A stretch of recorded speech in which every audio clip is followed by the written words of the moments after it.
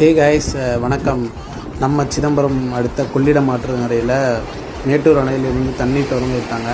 So நிறைய தண்ணி போயிட்டுருக்கு. ஸோ பார்த்து சேஃபாக இருங்க. அதே போல் நாளைக்கு ஆடிப்பெருக்கு முன்னிட்டு யாருக்கும் அனுமதி இல்லை. பொதுமக்களுக்கு யாரும் ஆற்றில் இறங்க அனுமதி இல்லை, குளிக்க வேண்டான்னு மாவட்ட ஆட்சியர் அறிவித்திருக்காங்க. So be safe.